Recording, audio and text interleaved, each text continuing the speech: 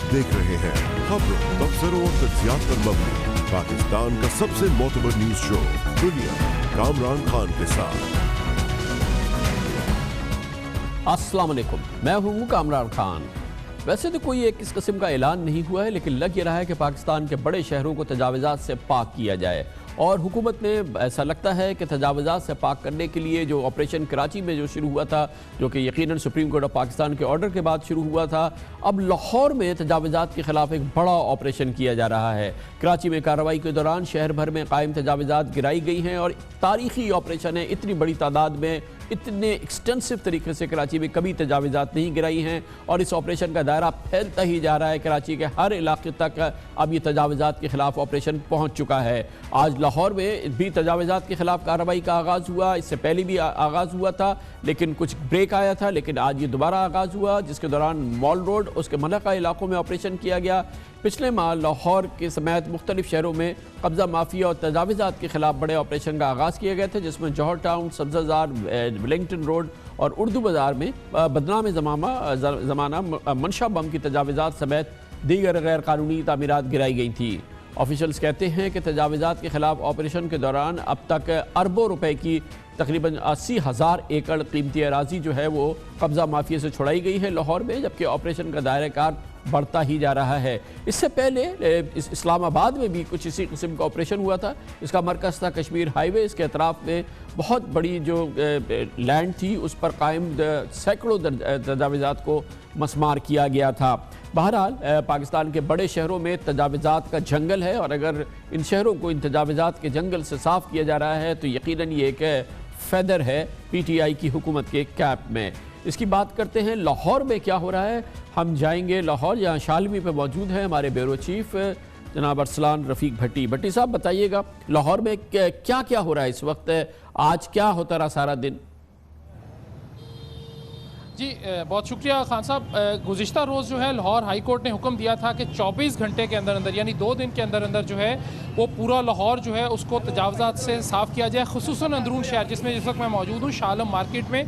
यहाँ पर माल रोड पर और हॉल रोड पर वहाँ पर जो है बड़ा मुश्किल है आम आदमी का जाना, वहाँ पैदल गुजरना महाल है। जो शालम मार्केट जिस वक्त मैं यहाँ पे मौजूद हूँ, अब जो डिप्टी कमिश्नर लाहौर हैं सालिया सईद, वो खुद वहाँ पे पेश हुई थी और उन्होंने वहाँ पे प्रॉमिस किया था कि जी वादा करके आई हैं कि मैं 24 घंटे में लाहौर की ये कम से कम 3 जो बड़ी मार्केट्स हैं इनको बिल्कुल तजावुज़ात से पाक कर देंगी। आज अब लाहौर में ऑपरेशन शुरू हुआ। आज सुबह जो है तकरीबन 5 बजे के करीब जो है फजर की नमाज के बाद से जो है ये ऑपरेशन जारी है और उसमें जो जहाँ मैं मौजूद हूँ शालम मार्केट में, यहाँ पर तकरीबन 33 जो थड़े थे प्लेटफॉर्म्स उनको गिराया गया। इसके साथ साथ कुछ दुकानों को जो है वो बंद किया गया, जिनके शेड्स थे वो गिराए गए।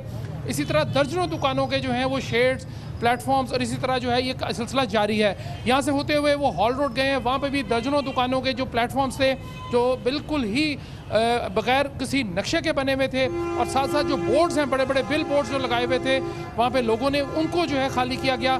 इसी तरह माल रोड पर ख़ास तौर पे शाम के औकात में, यानी इस वक्त जो है वहाँ पर खाने पीने के बहुत सारे स्टॉल्स ऐसे लगते हैं जो बहुत ज़्यादा ट्रैफिक का हैज़र्डस है, यानी ट्रैफिक को बहुत ज़्यादा रोकते हैं। उस हवाले से खुसूसी तौर पर जो रात के स्क्वाड्स हैं, एंटी एनक्रोचमेंट जो स्क्वाड्स हैं, उनकी ड्यूटी लगी है। वो इस वक्त वहाँ पे ऑपरेशन जो है तकरीबन कोई 9:30-10 बजे के करीब जो है वो ऑपरेशन स्टार्ट करेंगे और वहाँ पर जो दर्जनों इस तरह के स्टॉल्स हैं उन्होंने वहाँ से भी, यहाँ शालम से भी, हॉल रोड से भी और माल रोड से भी दिन में भी उन्होंने बहुत सारी जो रेडीबान हैं और जो छोटे छोटे बर्गर पॉइंट्स थे उनकी जो रेडियाँ हैं और उनके जो प्लेटफॉर्म्स थे वो उन्होंने उठाए हैं। और इसी तरह ये ऑपरेशन जो है ना रुकने वाला सिलसिला एक जारी है, जिस तरह आपने बताया है। क्या ये बताइएगा कि ये सिर्फ 2 दिन का है और सिर्फ इन चंद इलाकों तक, अंदरूनी शहर तक महदूद रहेगा, या इसको भी लाहौर को तजावुज़ात से साफ करने का अज़म है इंतज़ामिया का? नहीं जी, इंतज़ामिया ने चूँकि लाहौर हाई कोर्ट ने बड़े क्लियर डायरेक्शंस दिए हैं खान साहब के पूरा लाहौर, ख़ास तौर पे उन्होंने कहा जी कि ये 24 घंटे हम आपको मज़ीद दे रहे हैं सिर्फ ये 3 इलाके जो हैं तजावुज़ात से पाक करने के लिए, और बाकी जो है जब ये कल 2 बजे दोपहर जो है हाई कोर्ट में रिपोर्ट सबमिट होगी उसके बाद जो है इसको इंतज़ामिया ने पहले ही ये कह रखा है और उनको हिदायत पहले ही जारी कर दी गई थी सुप्रीम कोर्ट ऑफ पाकिस्तान की जानिब से कि इसका दायरा कार जो है वो सिर्फ यहाँ तक महदूद नहीं बल्कि पूरे लाहौर को जो है तजावुज़ात से पाक किया जाएगा ताकि आमदो रफ्त में आसानी हो सके, ट्रैफिक के जो मसाइल हैं वो हल हो सके। इसलिए ये बारी बारी जो है, पहले वो गार्डन टाउन, जौहर टाउन, इकबाल टाउन में जो है मंशा बम जिस तरह आपने बताया उसके खिलाफ जो ऑपरेशन जारी हुआ। उसके बाद आहिस्ता आहिस्ता ये कैनाल रोड पे साफ हुआ, उसके बाद गार्डन टाउन आया, गार्डन टाउन से होता हुआ ये जो है अब ये अंदरून शहर की जानिब जो है तमाम तवज्जो जो है इंतजामिया की वो इस जानिब हो चुकी है। और कोशिश ये की जा रही है कि लाहौर को तजावज़ात से मुकम्मल तौर पर जो है पाक कर दिया जाए। तकरीबन इसमें 1 हफ़्ता या 10 दिन या 15 दिन का जो है मैक्सिमम वक्त दिया जाएगा, चूँकि इंतज़ामिया को और हाई कोर्ट के ऑर्डर्स जो हैं वो बैक वक्त मसूल होते हैं कि जी फौरी तौर पर फ़लाँ जगह ऑपरेशन करके रिपोर्ट जो है हाई कोर्ट में जमा कराई जाए, जिसके बाद ज़ाहिर है वो बाइंडिंग हो जाता है इंतज़ामिया के ऊपर कि जो उन्होंने कार्रवाई की है उसके खिलाफ और उसको दोबारा तजावज़ात कायम ना होने के ऊपर भी जो है सख्ती से ऑर्डर किए हैं हाई कोर्ट ने। जी बहुत बहुत शुक्रिया असरान रफ़ीक भट्टी, लाहौर की कैफियत हमें बयान कर रहे थे। और इत्तेफाक की बात है कि इससे पहले कराची में जारी ऑपरेशन जो है वो तारीखी एम्प्रेस मार्केट सदर के अतराफ हज़ारों तजावज़ात ख़त्म करने के बाद ये पूरे शहर में फैल रहा है और इसमें तजावज़ात के ख़िलाफ़ ऑपरेशन इस वक्त कई मराहिल से गुज़रता हुआ शहर के अतराफ़ में भी पहुँच रहा है और जिसमें भी बड़ी एक्सटेंसिव कार्रवाइयाँ हुई हैं। और इस वक्त कराची में तजावज़ात के ख़िलाफ़ जो हर लिहाज से एक तारीख़ी ऑपरेशन है, इसकी मज़ीद मालूमात हमें देंगे हमारे नुमाइंदे मुनिस अहमद, इस वक्त कराची के जौहर गुलिस्तान जौहर में मौजूद है। बहुत बहुत शुक्रिया मुनिस। ये बताइएगा कि आज और कल और परसों क्या फोकस रहा है इस तजावज़ात के ख़िलाफ़ ऑपरेशन का, कौन से इलाकों में सफाई हुई है? सदर एम्प्रेस मार्केट वगैरह तो साफ़ हो गया, जो जामा क्लाथ वगैरह थी वो साफ़ हुआ, उसके बाद ये बल्स रोड पे बड़ी कार्रवाई हुई, और क्या हुआ है पिछले 24 घंटे 48 घंटों में और आज? देखिए कामरान खान साहब, बिल्कुल ये जो फोकस था, जो पहले दिन था, तकरीबन 23 दिन का अरसा गुजर चुका है कि ये तारीख़ी कार्रवाई हम कहें कि कराची में जो तजावज़ात उनके ख़िलाफ़ शुरू हुई है तो गलत ना होगा। और जो फोकस पहले दिन था वही फोकस हमें हुक्काम का अभी भी नज़र आ रहा है। एम्प्रेस मार्केट को क्लियर कराया गया, उसके बाद लाइट हाउस, फिर जामा क्लाथ, आराम बाग मार्केट है, ये शहर की जो बिल्कुल सेंटर के इलाके थे, गुंजानाबाद इलाके थे, यहाँ से तजावज़ात का खात्मा किया गया है। और उसके बाद कामयाबी से शहर के मुख्तलिफ इलाके हैं जहाँ पर ये ऑपरेशन फैलता चला जा रहा है। इसका जो दायरा है वो लियाकताबाद तक बढ़ाया गया है। लियाकताबाद में एक तवील अरसे से लगने वाली परिंदा मार्केट है, वहाँ पे दुकानों को मस्मार किया गया है। इसके साथ साथ गुलिस्तान जौहर में जहाँ आज हम मौजूद हैं यहाँ पे भी कार्रवाइयाँ की जा रही हैं। लांडी मलीर के इलाके ऐसे हैं जहाँ पे ग्रीन बेल्ट, जहाँ पे फुटपाथ पे दुकानें गैर कानूनी तजावज़ात कायम की गई थी, उनको गिराया गया है। हुकाम से हमारी बात हुई है, KMC हुकाम से उनका ये कहना है 23 दिनों में तकरीबन 6000 से ज़ायद गैर कानूनी तजावज़ात थी जो दुकानों की शक्ल में थी, उनको मस्मार किया गया है। इसके साथ साथ शहर भर में दुकानदारों को कह दिया गया था जो सनशेड्स दुकानों के सामने लगाए गए थे, लगभग 12,000 सनशेड्स भी वो गिराए गए हैं। इसके अच्छा, और ये जो कार्रवाई जो शहर के दो बड़े इलाकों में, जिसका आपने एक बार जिक्र किया, जौहर का गुलिस्तान जौहर और गुलशन इकबाल, यहाँ पे कहाँ कहाँ सफाई की गई है? जहाँ जौहर में मौजूद है, गुलिस्तान जौहर में, यहाँ कितना इलाका साफ़ किया गया, कौन कौन से इलाके साफ़ किए गए? देखिए बिल्कुल आज यहाँ पे इंतज़ामिया पहुँची है। आज गुलशन इकबाल में तकरीबन गुज़िश्ता 2 रोज़ से मुख्तलिफ़ इलाकों में कार्रवाइयाँ की जाती रही हैं। ख़ास तौर पे इसमें ना सिर्फ KMC बल्कि KDA हुकाम की जानिब से भी हम कार्रवाइयाँ देख रहे हैं। KDA में गुलशन में KDA मार्केट थी, वहाँ पे तजावज़ात का खात्मा किया गया है। इसके साथ साथ गुलिस्तान जौहर में आज यहाँ पे KDA की टीमें पहुँची थी। जो जौहर मोड़ है, इसके अलावा जौहर चौरंगी के तरफ में गैर कानूनी तजावज़ात हैं वो उनको मस्मार किया गया है। और इसके साथ साथ जो हुकाम वो कहते हैं ना सिर्फ ये गुलशन इकबाल, गुलिस्तान जौहर, बल्कि शहर के जितने भी ऐसे इलाके हैं जहाँ पे गैर कानूनी तौर पर तजावज़ात को कायम कर दिया गया है गुज़िश्ता सालों में, उनको मुकम्मल तौर पर मस्मार किया जाएगा। अच्छा, ये बताइएगा कि परिंदा मार्केट है वो मस्मार। जी बताइए लियाकताबाद का। जी बिल्कुल, लियाकताबाद की जो परिंदा मार्केट है, हुकाम से हमारी बात हुई, उनका कहना था वो भी गैर कानूनी थी। गुज़िश्ता कई मरतबा ऐसा हुआ कि वहाँ पे ना सिर्फ जो DMC थी, KMC थी, बल्कि पुलिस हुकाम ने कोशिश की कि वहाँ से उस मार्केट को या तो हटा दिया जाए या मुतबादिल फराम किया जाए। लेकिन गुज़िश्ता तकरीबन 2 दिहाइयों से वहाँ पे वो मार्केट लग रही थी, लेकिन वहाँ की भी 100 दुकानें जो है हुकाम कहते हैं उनको मस्मार किया गया है। इसी तरीके से लियाकताबाद, नॉर्थ नाज़माबाद और नाज़ाबाद के इलाकों में भी ये कार्रवाइयाँ की जा रही हैं। अच्छा, ये आज खबरें आई कि गुलिस्तान मेहरान में या किसी और जगह पे कुछ मुज़ाहमत हुई है और लोगों ने इसके ख़िलाफ़ जो है वो तशद्दुद किया है, क्या उसकी तफसील है? मुख्तसरन बताइए, और क्या उस पर काबू पाया गया और वहाँ पे ऑपरेशन क्या जारी रहेगा? कोरंगी की टीमें थी खान साहब जो आज KDA की टीमें थी कोरंगी मेहरान टाउन में वो पहुंची हैं। लखनऊ सोसाइटी में आज उन्होंने तजावज़ात गैर कानूनी तामीरात के ख़िलाफ़ ऑपरेशन का आगाज़ किया था लगभग 3 बजे। उसके बाद जब वो मेहरान टाउन में पहुँचे हैं जहाँ पे KDA हुक्काम को पहले भी मज़ामत का सामना करना पड़ा था, आज एक मरतबा फिर अगरचे उनके साथ वहाँ पर पुलिस मौजूद थी, हुक्काम जो है KDA मौजूद थे, लेकिन यहाँ पर हमने देखा है कि जो मुजाहिरीन थे जो वहाँ पे कब्ज़ा माफिया मौजूद थे, हुक्काम की जानिब से ये बताया गया है कि उनकी जानिब से पथराव किया गया है, फायरिंग की गई है, जिसके नतीजे में 4 जो मुलाजमीन है KDA के एक फ़ोटोग्राफ़र समेत वो ज़ख्मी हुए हैं और इब्तदाई तौर पर उनको जो है अस्पताल मुंतकिल किया है, वहाँ पर उनका इलाज मुआवजा जारी है। लेकिन उनका ये कहना है KDA हुक्काम का कि ये ऑपरेशन आज तो रोक दिया गया है, लेकिन कल और परसों फिर नेक्स्ट टाइम जो है नेक्स्ट स्ट्रेटजी के साथ वहाँ पर ये ऑपरेशन शुरू किया जाएगा। जी बहुत बहुत शुक्रिया, बहुत शुक्रिया। कमर्शियल ब्रेक, उसके बाद जिक्र करेंगे सिंध में करप्शन और सरकारी एहलकारों का। सरकारी महकमों में, सिंध के सरकारी महकमों में चोली दामन का साथ है और इससे बचा हुआ नहीं है सिंध का वो महकमा जिसका काम करप्शन को पकड़ना है, यानी कि महकमा एंटी करप्शन। इसकी पूरी तफसील, इसकी नाहिली की, इसकी तसाहिली की, बल्कि इसके ऊपर करप्शन के इन्फ्लुएंस की पेश की गई है सिंध हाई कोर्ट में, जहाँ पे chief justice of Sindh high court ने इस हवाले से बहुत इंटरेस्टिंग ऑर्डर्स भी किए हैं और उनके रिमार्क्स भी बहुत ज़बरदस्त दिलचस्प रिमार्क्स सामने आए हैं। इसकी बात करते हैं छोटे से वक्फे के बाद। सिंध में ये कोई अचंभे की बात नहीं है, सरकारी करप्शन और सरकारी महकमों के दरमियान, उसके एहलकारों के दरमियान जो साथ है करप्शन का और सरकारी एहलकारों का, वो चोली दामन का साथ है। कोई महकमा ऐसा नहीं है सिंध का जहाँ पे करप्शन इस अंदाज से ना फैली हो कि कान पकड़ने को दिल चाहे। लेकिन यही सूरत हाल है जिसकी वजह से कि यही करप्शन का माहौल, तसाहुल गफलत का माहौल उस इदारे में जिसका काम करप्शन को पकड़ना है, करप्शन के ख़िलाफ़ कार्रवाई करना है, हुकूमत सिंध का यानी कि महकमा एंटी करप्शन, वो भी सख्त इस वक्त ऐसा लगता है कि करप्शन के असर में है या गफलत के या तसाहुल के। महकमा एंटी करप्शन सिंध ने 4 रोज़ कबल बाकायदा सिंध हाई कोर्ट में महकमे के ख़िलाफ़ दरख्वास्त की समाअत के दौरान अपनी रिपोर्ट में बताया कि इस वक्त करप्शन की 1569 इंक्वायरीज चल रही हैं और चले जा रही हैं। इनमें से बाज़ ऐसी हैं जो 2001 से शुरू हुई थी और आज भी चल रही हैं, मगर 17 साल गुजरने के बावजूद वो मुकम्मल नहीं हुई हैं।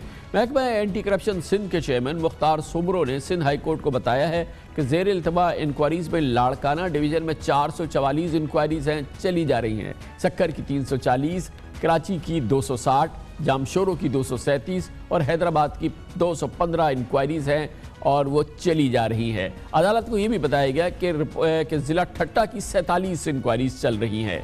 ये सब पेश किया गया सिंध हाई कोर्ट की उस अदालत के सामने जिसकी सरबराही खुद chief justice Sindh high court जनाब जस्टिस अहमद अली शेख कर रहे थे। उन्होंने सूरत हाल पर रिमार्क्स दिए कि रिपोर्ट में ठट्टा की इंक्वायरीज कैसे शामिल होंगी, क्या आप में टप्पी और ओमनी ग्रुप के खिलाफ इंक्वायरीज की हिम्मत है। जस्टिस अहमद अली शेख ने गुस्से का इजहार करते हुए कहा कि हम जानते हैं कि आपका महकमा क्या कर रहा है, करप्शन के खिलाफ आपकी कारकर्दगी सिफर है। ये था तबसरा chief justice Sindh high court का सिंध के महकमा करप्शन के एंटी करप्शन के हवाले से कि उसकी कारकर्दगी सिफर है। चीफ जस्टिस सिंध ने तमाम ज़ेर इल्तवा इंक्वायरीज़ को 1 माह में निपटाकर रिपोर्ट अदालत में पेश करने का हुक्म दिया और रिमार्क्स दिए कि सुमरो साहब, हम जानते हैं कि आप पुराने खिलाड़ी हैं, सिंध के सबसे बड़े दुश्मन खुद सिंधी ब्यूरोक्रेट्स हैं। यहाँ सबसे ज़्यादा तबाही इन ऑफिसर्स ने की जो अच्छी पोस्टिंग के लिए वडेरों के घर के धक्के खाते हैं। सिंध में पिछले 10 साल के दौरान करप्शन केस की किसी भी बड़े मुल्जिम को सज़ा नहीं मिल सकी है। ये तुर्रा है इस वक्त सिंध के महकमा एंटी करप्शन का कि किसी बड़े करप्शन केस के किसी बड़े मुल्जिम को सज़ा नहीं मिली है और ये 10 सालों का रिकॉर्ड जो है वो इस बात की गवाही दे रहा है। जबकि महकमा एंटी करप्शन सिंध ने किसी हकीकी बड़ी मछली पर हाथ डालना या उसके खिलाफ इंक्वायरी का तो सोचा भी नहीं है।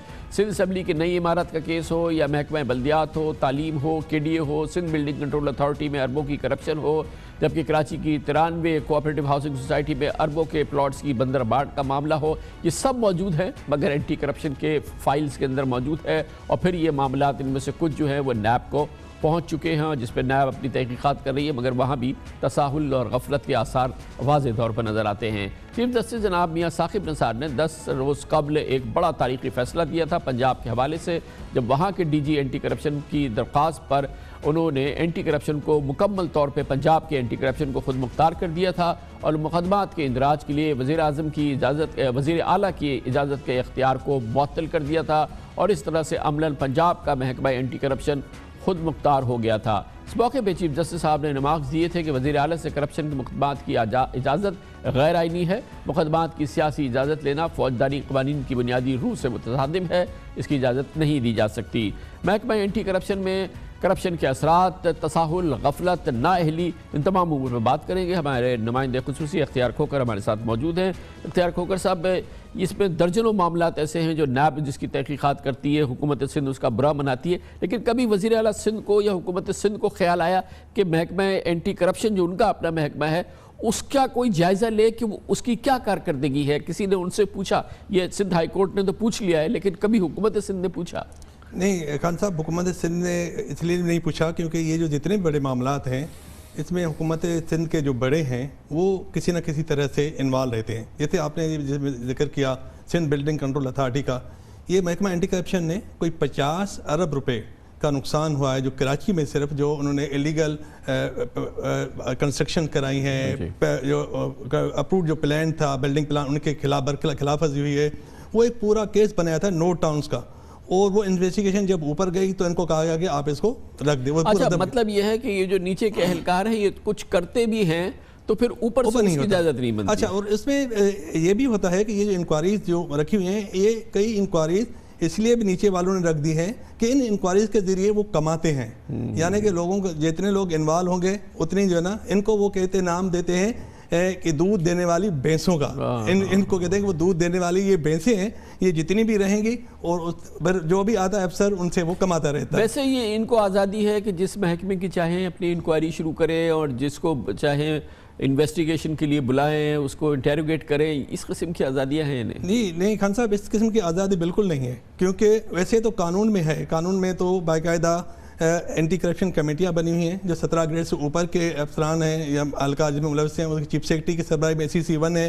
फिर निचले ग्रेड के जो अफसरान हैं उनके लिए डिप्टी कमिश्नर और कमिश्नर्स की सरबराही में ACC 2 और ACC 3 जो है ना वो आए, लेकिन उनके अक्सर तो इजलास नहीं होते। दूसरी बात है महकमा रेवेन्यू के ज़्यादातर केसेस होते हैं। अब देखें 200 मुख्तियारकार ज़मीनों के अलाटमेंट के इन्हें एंटी करप्शन के केसेस मुलव्वस हैं, तो इसलिए वो डिप्टी कमिश्नर और कमिश्नर साहब जो है ना वो उसमें दिलचस्पी कम लेते हैं। और बाकी वज़ीर आला साहब को जो अगर कोई सियासी लोग आदमी इन्वॉल्व है, कोई मिनिस्टर है, तो वो केस फिर वज़ीर आला के पास जाता है। अच्छा, बाज़ महकमे ऐसे हैं जो कि महकमा जो एंटी करप्शन है वो तो मुख्तलिफ केसेस को, मुख्तलिफ इंक्वायरीज़ को दूध देने वाली भैंसें समझती हैं। बाज़ इदारे ऐसे हैं, महकमे हैं हुकूमत सिंध के जो कि महा दूध देने वाले महकमे समझे जाते हैं, उनके खिलाफ इंक्वायरीज़ की। जी हाँ, देखें वज़ीर आला सिंध जो साबिक साईं कायम अली शाह साहब ने ये अपना बयान दिया जो उसका रिकॉर्ड पर है। उन्होंने कहा कि उनके सिर्फ 7 बरस के दौर में महकमा इरिगेशन में 50 अरब रुपए की करप्शन हुई है। ये उन्हें ऑन रिकॉर्ड का, और उस वक्त जो चेयरमैन थे सैयद मुमताज़ अली शाह साहब एंटी करप्शन के,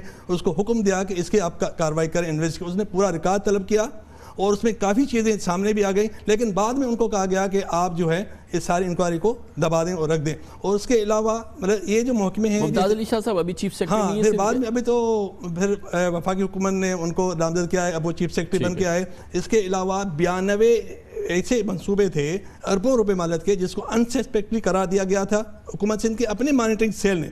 फिर चीफ सेक्रेटरी साबिक जो थे सिद्दीक मेमन साहब, उन्होंने इंक्वायरी शुरू कराई। उसमें 8 अरब रुपए का एक मनसूबा सिर्फ महकमा हेल्थ का था, जैसे अपग्रेडेशन ऑफ DH तालका और जो ज़िला हॉस्पिटल्स का था, उसका उन्होंने सारा रिकॉर्ड जमा किया। मुमताज़ अली शाह साहब के दौर में सारी चीज़ें जमा, और जब इंक्वायरी अपने पीक पे पहुंची तो उनको बाद में दबा दिया गया, और ना सिर्फ दबा दिया बल्कि उसको ओहदे से ही हटा दिया गया, और बाद में उसको फिर सिंध बदल कर दिया। इसलिए महकमा वर्क्स एंड सर्विसेज, महकमा इरिगेशन, महकमा कोऑपरेशन, जिसमें जैसे आपने बताया कि 93 इंक्वायरी कोऑपरेटिव सोसाइटी के प्लाटों की, बंदरबाज की, जिसमें कई जो रफाई प्लाट्स हैं जिन पे उन्होंने प्लाजा जमा कर दिए, उसमें बिल्डिंग कंट्रोल अथॉरिटी मंजूर काका जैसा आदमी जब जिसको अब हेड कर रहा हो, जिसके दाने बाने हुकूमत के बड़े से हों, तो आप बताएं कि उसके खिलाफ इंक्वायरी कैसे होगी।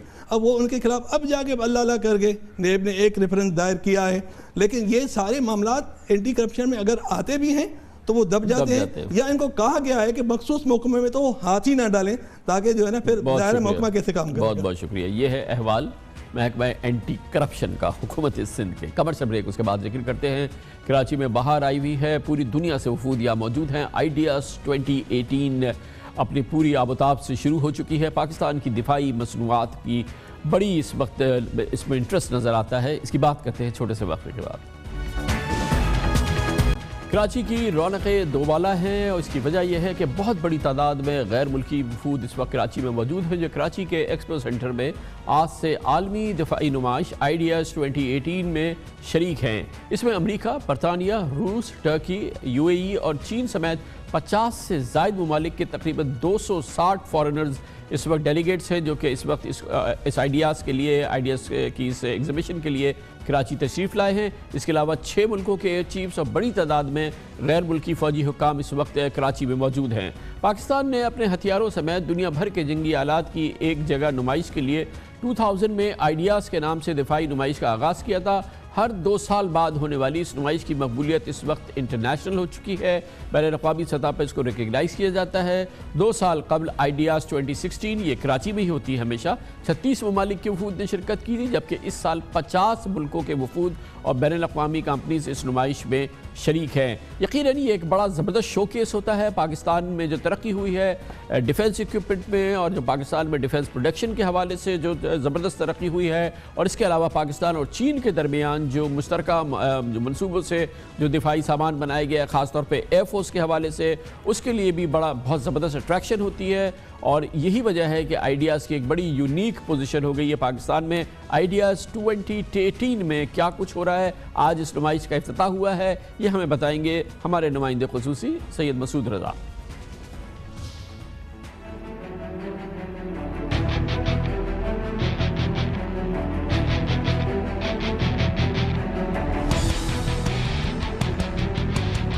कराची एक्सपो सेंटर में आइडियाज़ 2018 का बाकायदा आगाज़ हो चुका है। सदर मुमलिकत जनाब डॉक्टर आरिफ अलवी ने आज इस नुमाइश का इफ्तिताह किया, और इस मौके पर जब उन्होंने खिताब किया तो बावर कराया दुनिया को कि पाकिस्तान अपने दिफा की भरपूर सलाहियत रखता है और हम खुद किफ़ालत की मनाजिल तय कर रहे हैं, लेकिन हमारी अगली मंजिल माशी मैदान में खुद किफ़ालत हासिल करना और माशी हवालों से पाकिस्तान को मजबूत बनाना है।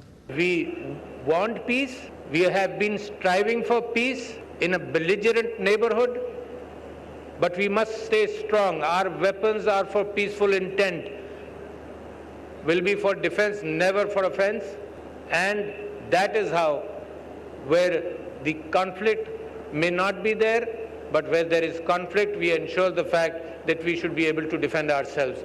इस नुमाइश का स्लोगन है वेपन फॉर पीस, यानी हम जंग नहीं चाहते, अमन चाहते हैं, लेकिन ताकत के तवाज़ुन को भी नहीं बिगड़ने देंगे। इस नुमाइश में तकरीबन दुनिया के 50 ममालिक की 162 वफूद हैं जो शिरकत कर रहे हैं। 500 कंपनियों ने यहाँ पर स्टॉल्स लगाए हैं। Chairman joint chief of staff committee की सरबराही में आज एक सेमिनार भी यहाँ मुनक़्क़िद किया गया, जो आज की दिन का अहम हिस्सा था। इसके अलावा तवक्कुह की जा रही थी कि आर्मी चीफ भी शिरकत करेंगे। बहरहाल आर्मी चीफ ने आज शिरकत नहीं की, लेकिन दीगर यानी नेवल चीफ और एयर चीफ ने नुमाइश के मुख्तलिफ हिस्सों का आज दौरा किया है। इसके अलावा जैसे मैंने बताया कि 500 कंपनियां यहाँ पर अपनी स्टॉल्स लगा रही हैं, तो उनमें 321 गैर मुल्की कंपनियां हैं, जबकि 201 पाकिस्तानी कंपनियां इनमें शामिल हैं। दिफाई नुमाइश में शिरकत करने वाले नुमाया ममालिक में चीन, बरतानिया, रूस, अमरीका, तुर्की, इटली, जर्मनी, उर्दून, पोलैंड, रूस, जनूबी कोरिया, यूक्रेन और मुत्तहदा अरब इमारात और दीगर ममालिक शामिल हैं। जहाँ पर यह नुमाइश मुनक़्क़िद की जा रही है, इस इलाके की सिक्योरिटी को बहुत ज़बरदस्त रखा गया है और अतराफ़ की सड़कों के लिए रोड प्लान भी दिया गया है, जो मीडिया और सोशल मीडिया पर जारी किया गया है, और इसको वो लोग फॉलो कर सकते हैं जो इस इलाके में आना चाहते हैं। इस नुमाइश की वजह से कराची के तकरीबन तमाम ही होटल इस वक्त पैक हैं, वहाँ पर जगह मौजूद नहीं है। जो वफूद, जो मेहमान आए हुए हैं, वो वहाँ पर ठहरे हुए हैं। ये नुमाइश बहुत अहमियत की हामिल है, लिहाजा दुश्मनों की आंख में खटकती है। इस नुमाइश से ज़रा पहले ही कराची में दहशतगर्दी की एक नाकाम कोशिश की गई, एक मज़मूम कोशिश की गई, जिसे हमारे जवानों ने जान पर खेलकर नाकाम बनाया। ना सिर्फ इस नुमाइश को दहशतगर्द निशाना बनाना चाहते थे, बल्कि सी पैक को भी नुकसान पहुँचाना चाहते थे। हमला किया गया था चाइनीज़ कॉन्सुलेट पर, जो कि नाकाम बनाया गया। ये नुमाइश जारी है, आवाम को भी मौका मिलेगा कि वो इस नुमाइश को देख सकें। बहरहाल आज का दिन मखसूस था डेलीगेट्स के लिए, बैरून मुल्क से जो मेहमान आए हुए हैं उनके लिए, और पाकिस्तानी ऑफिशल्स के लिए। Back to studio. आखिरी रोज़ आम पाकिस्तानियों को इजाज़त होगी कि अपना कौमी शनाख्ती कार्ड लाएं और उसके बाद उनको इजाज़त होगी कि वो नुमाइश का दौरा कर सकें।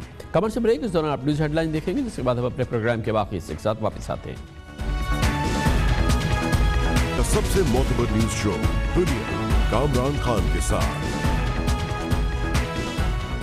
हर लिहाज से गुज़िश्ता एक हफ़्ता काबिल ज़िक्र है, हर लिहाज से गैर मामूली है और शायद तारीख़ी है। ये वो हफ़्ता है जिसके दौरान चीफ जस्टिस ऑफ पाकिस्तान जनाब जस्टिस साकिब निसार अपनी लगाव और अपना लगन जो पाकिस्तान में डैम्स की तामीर के हवाले से है, दयामर भाषा डैम के हवाले से है, उसे लेके वो बैरून मुल्क बरतानिया पहुँचे और जहाँ पर उन्होंने पाकिस्तानियों को मोबिलाइज़ किया और इसके लिए उन्होंने फ़ंड रेजिंग की, जो हर लिहाज से बहुत ही एक सिग्निफिकेंट अमल है जो कि हमने देखा। इस दौरान चीफ जस्टिस ऑफ पाकिस्तान पाकिस्तानियों से घुल मिल गए, पाकिस्तान के दूसरे कौमी मसाइल पे बात की, हर फंड रेजिंग के अंदर वो ख़ुद मौजूद रहे और लोगों से पाकिस्तान की इस अहम कॉज़ के हवाले से अतियात वसूल करते रहे। इस दौरान चीफ जस्टिस ऑफ पाकिस्तान ने कल एक और बहुत ही काबिल ज़िक्र डेवलपमेंट हुई जब वो एक सेंट्रल लंदन में एक फ़ंड रेजिंग के बाद उन्होंने पाकिस्तान के मीडिया के साथ बाकायदा गुफ्तगू की और एक प्रेस कॉन्फ्रेंस से उन्होंने एड्रेस किया। उन्होंने जर्नलिस्टों के सवालों के खुलकर जवाबात दिए। ये बहुत ही हर लिहाज से, जैसे मैंने अर्ज़ किया, गैर मामूली वाक़या है।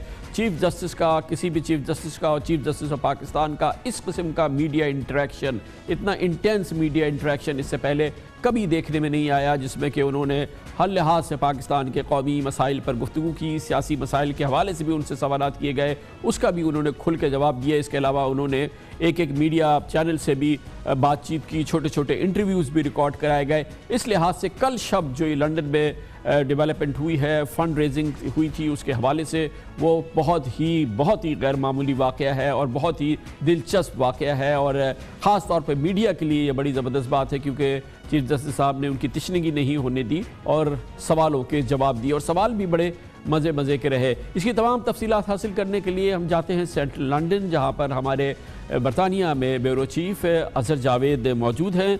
बहुत बहुत शुक्रिया अज़हर जावेद साहब। बताइएगा कि कहाँ हुई कल रात को ये तकरीब हुई है, जिसके बाद चीफ जस्टिस साहब ने बाकायदा एक प्रेस कॉन्फ्रेंस भी की है और उसमें डैम फंड्स के हवाले से उन्होंने ज़्यादा बात की है, तो उसका कुछ अहवाल हमें दीजिए।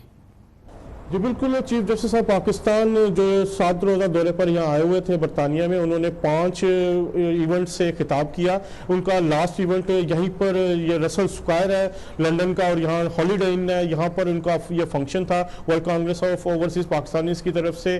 और इस फंक्शन के बाद उन्होंने खुसूसी तौर पर प्रेस कॉन्फ्रेंस की जो तकरीबन 20 मिनट से ज़्यादा जारी रही। फुल हाउस प्रेस कॉन्फ्रेंस थी, इसमें खुलकर सवालों का जवाब दिया। चीफ जस्टिस ऑफ पाकिस्तान ने कहा कि ओवरसीज़ पाकिस्तानीज के जो मसाइल हैं उनके हल करने के लिए जो डैम फंड्स के लिए ओवरसीज ने पैसे दिए हैं या जो वो करते रहे खिदमात हैं उनके उन्होंने खुल के सराहा। इसके अलावा उनसे बात हुई ओवरसीज पाकिस्तानी इसकी मुश्किलात के बारे में, उस हवाले से उन्होंने बात की। इसके अलावा जो मुख्तलिफ करप्शन के केसेस हैं, नैब रेफरेंसेज हैं, उस पर बात हुई। चीफ जस्टिस ऑफ पाकिस्तान का ये कहना था कि कानून सबके लिए बराबर है और वो कभी नहीं देखते कि कौन उनकी अदालत में है। इसके अलावा उन्होंने ख़ास तौर पर एक वाक़या भी सुनाया कि जो काजी होता है उसके लिए बहुत ज़्यादा दर्जा है उसका और वो चाहते हैं कि जो उनको वो अपने ईमान का हिस्सा समझते हैं कि वो सबके साथ बराबर का इंसाफ करना चाहें। जो एक डैम फंड्स के हवाले से उन्होंने ख़ास तौर पर बात की कि डैम फंड को शफाफ बनाने के लिए उसके लिए खुसूसी इक़दाम किए जाएंगे और उसके लिए बाकायदा तौर पर एक वेबसाइट बनाई जाएगी जिसमें इवन 1-1 रुपए का हिसाब रखा जाएगा। जो ये पैसा हमें फंड्स की शक्ल में, डोनेशंस की शक्ल में मिल रहा है, इसकी तो हम एक वेबसाइट क्रिएट करेंगे और अगर 2 रुपए भी जिस दिन इस पे से खर्च होंगे उसका मकसद और वो खर्च और अखराजात का जो सारा का सारा प्रोफाइल है वो आपको उस वेबसाइट पे मुहैया हो जाएगा। तो ये एक बहुत बड़ा चेक है कि इस पैसे को ना तो ये रीइम्बर्स कर सकेंगे किसी और मद में। इसके लिए हम एक बेंच भी अभी करेंगे इंशाल्लाह ताला। मैं इसके जो यूटिलाइजेशन है पैसे की उसके बारे में कुछ हम ज़रूर क्राइटेरिया लेट डाउन करके जाएंगे ताकि ये पैसा जो है ना जी ये मिस अप्रोप्रिएट ना हो सके और ये पैसा किसी और मद में ट्रांसफ़र ना हो सके। इसके अलावा चीफ जस्टिस ने करप्शन और जो माली मामलात है उसमें गबन के हवाले से रोकने के बारे में अहम बातें की और उनका ये कहना है कि ये सिलसिला पाकिस्तान में। तो अच्छा, ये तो इस मौजू के अलावा फिर चीफ जस्टिस साहब ने, जैसे कि हमने देखा, बताया गया हमें कि उन्होंने उनसे करप्शन, जो मुल्क में जारी करप्शन है, मनी लॉन्ड्रिंग वगैरह है, जो कि सुप्रीम कोर्ट में एक बड़ा केस भी चल रहा है, मनी लॉन्ड्रिंग करप्शन के हवाले से भी चीफ जस्टिस साहब से बात की गई है। जी बिल्कुल, चीफ जस्टिस ऑफ पाकिस्तान से उन्होंने जो इकदाम उठाए हैं अब तक करप्शन के हवाले से रोकने के लिए, उस हवाले से खुसूसी सवालात हुए। उनका ये कहना था कि अदालत में सब उनके लिए बराबर है और जो ख़ास तौर पर उन्होंने जो बेड़ा उठाया इस हवाले से करप्शन को रोकने के लिए, वो उस पर काम जारी रखेंगे।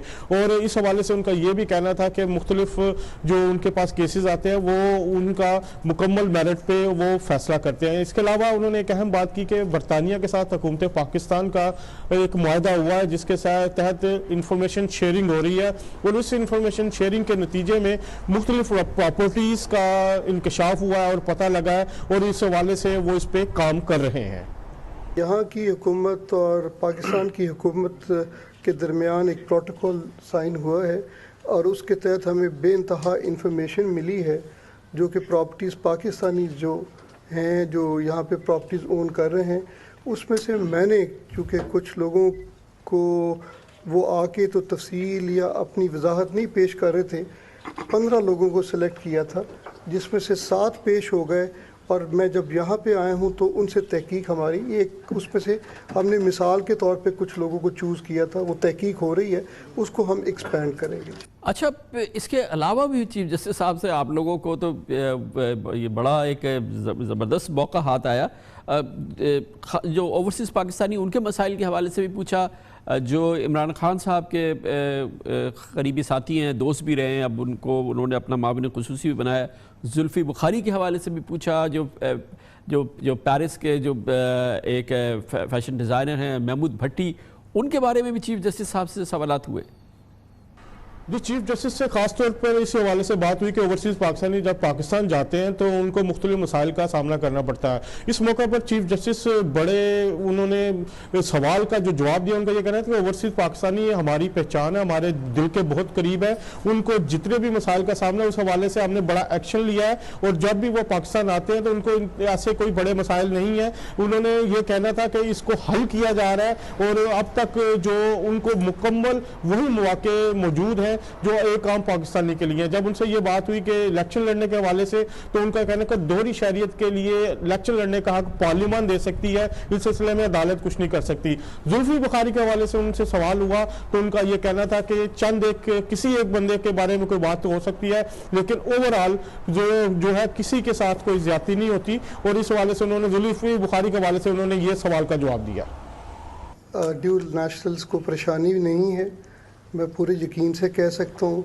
सिर्फ एक कदगन है जो कि कॉन्स्टिट्यूशनल है, जिसे हम रिमूव नहीं कर सकते, वो है for election right to be elected. तो कॉन्स्टिट्यूशन में जब तक तरमीम नहीं होगी अदालतें उसके लिए कुछ नहीं कर सकती। जहाँ तक ताल्लुक़ है उनके कारोबार का, उनके दीगर राइट्स का, वो उसी तरह से है, ड्यूल नेशनल होने के बावजूद उसी तरह से है जिस तरह के पाकिस्तानी शहरियों को हासिल है। तो ये कहना कि उनके लिए को वहाँ पे ऐसी सिचुएशन है या ऐसा माहौल है जो कि उनको ओप्रेस कर रहा है, I don't think this impression is good. और मेरा ख्याल है कि मीडिया को भी इसमें ख्याल भी करना चाहिए कि इसको थोड़ा सा वो पूरी तहकीक के बाद ये बात करें, क्योंकि इससे दिल आज़ारी और एक इम्प्रेशन गलत बन रहा है पाकिस्तान का, जो कि हकीकत में बात दुरुस्त नहीं। इसके अलावा महमूद भट्टी के बारे में जब उनसे सवाल हुआ तो उनका यह कहना था कि मुख्तसर जवाब था उनका कि इंसाफ में नरमी बरती जानी चाहिए। उन्होंने इस सवाल का ये जवाब। वैसे इसके अलावा चीफ जस्टिस साहब ने अलग अलग चैनल्स के लोगों को भी मुख्तसर उनके सवालों के अलग-अलग भी जवाब दिए। आपकी भी गुफ्तगू हुई चीफ जस्टिस साहब से? जी बिल्कुल, चीफ जस्टिस साहब पाकिस्तान मियां साकिब निसार ने दुनिया न्यूज़ से खुसूसी गुफ्तगू भी की। चीफ जस्टिस साहब का यह कहना था कि उन्होंने जो ओवरसीज़ पाकिस्तानीज़ की तरफ से फंड्स मिले हैं, जिस तरह उन्होंने इस्तकबाल किया उनका, वो उस पर बहुत खुश हैं और उन्होंने इस बार ओवरसीज़ पाकिस्तानियों की जो खिदमात हैं उनको सराहा। जब उनसे बात हुई मुख्तलिफ जो सियासी रहनुमा हैं उनकी प्रॉपर्टीज़ के बारे में, ख़ास तौर पर जो अलीमा खान साहिबा हैं उनकी प्रॉपर्टी जहांगीर तरीन और अलीम खान की प्रॉपर्टी लंदन के बारे में थे, उनका ये कहना था।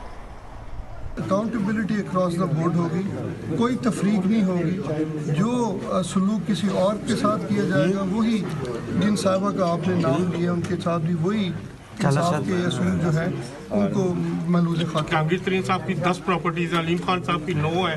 क्या आप समझते हैं कि इन लोगों को भी कटहरे में लाना चाहिए, उनसे भी पूछा जाना चाहिए? एक को पूछा गया तो सबको पूछा जाए। बहुत बहुत शुक्रिया। अजय जावेद हमारे नुमाइंदे खुसूसी मौजूद थे लंदन में। कल जो ये फंड रेजिंग इवेंट हुआ जिसके बाद चीफ जस्टिस साहब ने ये मीडिया के साथ इंटरेक्शन किया, ये प्रेस कॉन्फ्रेंस की, इस फंड रेजिंग इवेंट का जो सबसे बड़ा इम्पॉर्टेंट डेवलपमेंट थी वो था 10 करोड़ रुपए का डोनेशन जो कि बेस्ट वे ग्रुप के मालिक जनाब सर अनवर परवेज़ ने दिया। बरतानिया में उनकी एक बड़ी नुमाया कारोबारी शख्सियत है, पाकिस्तान में भी वो UBL के सबसे बड़े शेयर होल्डर हैं और ग्रुप इसके बोर्ड के चेयरमैन हैं, UBL के बोर्ड के चेयरमैन हैं। इसके अलावा पाकिस्तान में वो बेस्ट वे सीमेंट भी चलाते हैं जो हत्तार इंडस्ट्रियल एरिया में काम करता है। दिलचस्प बात यह है कि दोनों मामलात जो है वो सुप्रीम कोर्ट में UBL के मुख्तलिफ मामलात और बेस्ट वे सीमेंट से मुताल्लिक मामला जो है वो सुप्रीम कोर्ट में ज़ेर समात रहा, बल्कि उस बेंच की ज़ेर समात रहा जिसकी सरबराही खुद चीफ जस्टिस ऑफ पाकिस्तान जनाब जस्टिस साकिब निसार करते रहे हैं। इस दौरान बड़े दिलचस्प रिमार्क्स, बड़े सख्त रिमार्क्स भी सामने आते रहे हैं और ये बहुत ही दिलचस्प मामला है कि कल जब चीफ जस्टिस साहब मौजूद थे उन्होंने बाकायदा उसका अहवाल भी पेश किया इन केसेस का। ये वो मामला है जिसमें जनाब जस्टिस साकिब निसार ने कटास राज झील से पानी चोरी करने पर असकुद नोटिस लिया था और उसके नज़दीक वाक़ बेस्ट वे सीमेंट फैक्ट्री को पानी इस्तेमाल करने से रोक दिया था, लेकिन बरतानिया रवानगी से एक रोज़ कबल पिछले पीर को असकुद नोटिस इसका अख्ताम हुआ था और बेस्ट वे सीमेंट फैक्ट्री को डैम फंड में 10 करोड़ रुपये जमा कराने का हुक्म दिया गया था। 2 हफ्ते पहले केस की समाअत के दौरान चीफ जस्टिस जनाब साकिब निसार ने बेस्ट वे सीमेंट की वकील पर बरहमी का इजहार करते हुए रिमार्क्स दिए थे कि फैक्ट्री ने ताउन ना किया तो बर्दाश्त नहीं करूंगा, किसी बंदे ने मज़ाहमत की तो उसके खिलाफ फ़ौरन पर्चा दर्ज कराएंगे। इसी हवाले से ये बात भी बहुत अहम है कि UBL बैंक के हवाले से भी कुछ मामला जो थे वो सुप्रीम कोर्ट ऑफ पाकिस्तान की बेंच के समाअत से सामने रहे जिसकी सरबराही खुद चीफ जस्टिस ऑफ पाकिस्तान ने की। ये इंपॉर्टेंट बात नहीं, इंपॉर्टेंट बात यह है कि कल चीफ जस्टिस जनाब साकिब निसार ने इस तकरीब में जहाँ सर अनवर परवेज़ उनके दाएं हाथ में बैठे थे, बड़ी फराख दिली का मुजाहरा करते हुए उन्होंने बेस्ट वे ग्रुप के जनाब अनवर परवेज़ और इसके चीफ एग्जीक्यूटिव ऑफिसर ज़मीर चौधरी से बाकायदा माजरत की और कहा कि उनकी फैक्ट्रीज़ उनकी जुडिशल एक्टिविज़म का शिकार रही हैं। ये बहुत बड़ी फराख दिली थी जो कल चीफ जस्टिस ऑफ पाकिस्तान ने इस मजमे के सामने उसका इजहार किया। यहाँ 2 गवाह बैठे हैं, सर अनवर परवेज और चौधरी जमीर साहब। ये दोनों अनफॉर्चुनेटली मैं आज इनसे माजरत भी करता हूं कि मेरे उस जुडिशल एक्टिविज्म के ये शिकार रहे। आपको याद है कि मैंने आपकी फैक्ट्रीज के ऊपर कई पाबंदियां लगाई कि जी पानी का इस्तेमाल जो है वो मैं यहां से नहीं करने दूंगा, ये ट्यूबवेल्स हमें बंद करने पड़ेंगे और आपकी कमाल मेहरबानी है, मैं इस पे आपका शुक्रगुजार हूं कि आप लोगों ने मुझे यकीन दहानी कराई, 1 बिलियन की सिक्योरिटी प्रोवाइड की और 6 नवंबर आपका वादा था कि हम ट्यूबवेल से पानी नहीं लेंगे, अपने वसाइल से पानी पूरा करेंगे, अपनी फैक्ट्रीज को हम मॉडर्नाइज करेंगे और आपने ये करके दिखाया। ये है वो प्यार, ये है वो मोहब्बत। सर अनवर परवेज को इस बात पे खराज तहसीन पेश करता हूं कि इनके बैंक पे जो पेंशनरी बेनिफिट पहले दिए जा रहे थे, फॉर एग्जांपल मैंने कल भी कोट किया था, एक खुशहाल बीबी को फैमिली पेंशन मिल रही थी, ये रूटीन में हो रहा था क्योंकि इनके ख्याल के मुताबिक जब बैंक जो है वो प्राइवेटाइज हो गए तो उसके बाद जिम्मेदारी वो नहीं रहनी चाहिए थी जो बैंक्स की जिम्मेदारी एज ए नेशनलाइज्ड बैंक होती। तो खुशहाल बीबी को जो पेंशन मिल रही थी वो 155 रुपए 75 पैसे ये 57 पैसे थी माहाना। चौधरी जमीर साहब को मैंने कोर्ट में ज़ामत दी, एक नहीं आप कई दिन तशरीफ लाते रहे और आज शुक्र है कि जी वही खुशहाल बेगम को 8,000 रुपए पेंशन जो है वो यूनाइटेड बैंक लिमिटेड पे कर रहा है। बेस्ट वे के जनाब सर अनवर परवेज़ ने कल डैम फंड में 10 करोड़ रुपए देने का ऐलान किया है।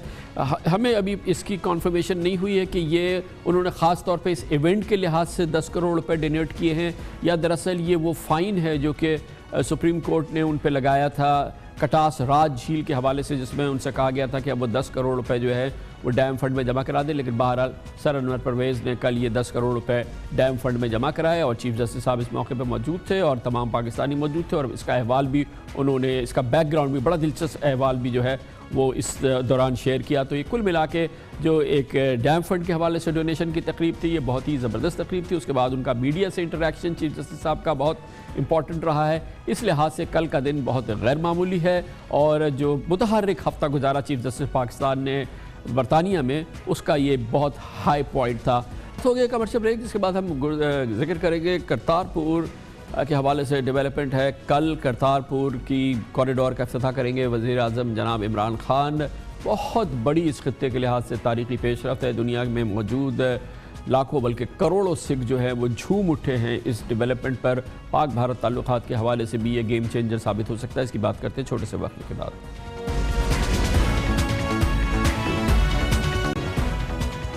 बरसग़ीर पाक व हिंद के पस मंज़र में कल एक बहुत अहम तारीख़ी पेशरफ्त होने जा रही है। पाकिस्तान की जानिब से बाबा गुरु नानक सिखों के इंतहाई मुक़द्दस शख्सियत की 550वीं सालगिरह जो कि आइंदा साल होगी, उसके हवाले से करतारपुर सरहद खोलने की एक तकरीब होगी कल, जिसका बाकायदा इफ्तिताह काम का इफ्तिताह वज़ीर आज़म पाकिस्तान जनाब इमरान खान करेंगे और इस तरह से करतारपुर कॉरिडोर का वो संग बुनियाद रख देंगे। इस इक़दाम से, इस फैसले से पूरी दुनिया के सिख झूम उठे हैं, क्योंकि इस मुक़द्दस मकाम पर पूरी दुनिया के सिख जोक दर जोन आने के लिए बेताब हैं और शायद लाखों सिखों की ये ख्वाहिश है कि वो किसी सूरत से इस मकाम पे पहुँचे और इस यहाँ पर अपनी जो उनकी सर्विसेज है वो कर सके।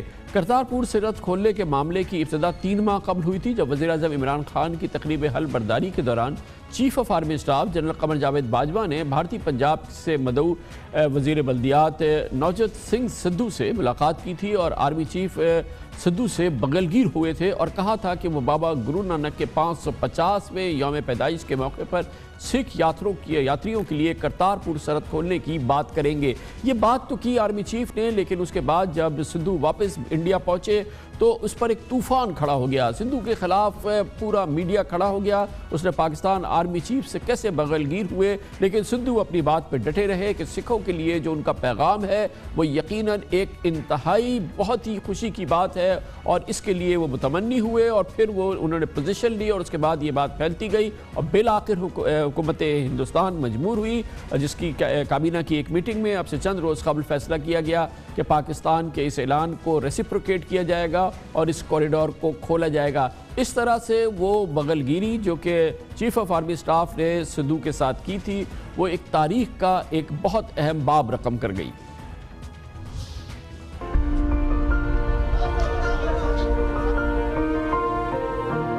बाजवा साहब ने यह किया कि जदों बाबा नानक का 550वां तुसीं गुरपुरब मनाओगे तो असीं लांघा खोल देवांगे। ਜਦੋਂ ਕੋਈ ਇਹੋ ਜੀ ਗੱਲ ਕਵੇ ਬਾਬਾ ਨਾਨਕ ਦਾ ਨਾਮ ਲਵੇ, ਉਹ ਤੇ ਤੁਹਾਡੇ ਲਈ ਸਭ ਕੁਝ ਹੀ ਲੈ ਕੇ ਆ ਗਿਆ ਨਾ। 40 ਸਾਲਾਂ ਦੇ ਲੱਗੇ। डेरा बाबा नानक जो गुरदासपुर डिस्ट्रिक्ट में है, वहां से लेकर इंटरनेशनल बॉर्डर तक एक करतारपुर कॉरिडोर का निर्माण होगा। 28 तारीख को प्राइम मिनिस्टर साहब जो है वो करतारपुर तशरीफ लेके जाएंगे। एक बॉर्डर ओपनिंग जो है वो वहाँ पे होगी। ये एक नया एवेन्यू है, इससे देखिए बातचीत शुरू, जो बातचीत बंद थी वो आज शुरू हो गई। करतारपुर गुरुद्वारा सिखों के लिए इंतहाई मुक़द्दस मकाम है। यहाँ पर सिख मज़हब के बानी गुरु नानक ने ज़िंदगी के 18 साल गुजारे, यही उनका ध्यान हुआ, उनकी समाधि भी यही बनाई गई थी। ये मकाम पाकिस्तान के तहसील शिकरगढ़ के नवाह में दरिया रावी के किनारे वाक़े है, जहाँ से इंडियन हुदूद में वाक़े डेरा साहब रेलवे स्टेशन महज 4 किलोमीटर दूर है। इस वक्त दुनिया भर के सिख यात्रियों के लिए गुरुद्वारा करतारपुर साहब की ज़ियारत के लिए भारत की तरफ सरहद के करीब एक ख़ास इमारत बनाई गई है, जहाँ सिख यात्री छत पर नस्ब दूरबीन से इस मुक़द्दस तरीन मकाम की ज़ियारत करते हैं और दूरबीन से ही उनकी जो है वो हसरतें पूरी होती हैं। लेकिन अब ये हकीकत होने जा रही है, इसलिए हर लिहाज से सिख मज़हब के जो फॉलोअर्स हैं उनके लिए बहुत बहुत बड़ी तारीख़ी डेवलपमेंट है।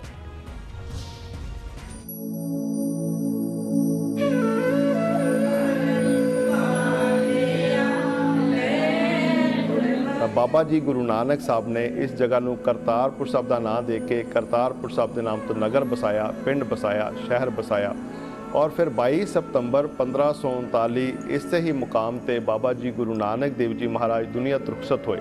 बॉर्डर बन के या सड़क बन के खुल जाए तो ताकि सारी संगत जा सके। असी आप बड़े सालों तो नहीं जा सके तो चाहते हैं इन्नी उम्र हो गई है कि लांघा खुल जाए।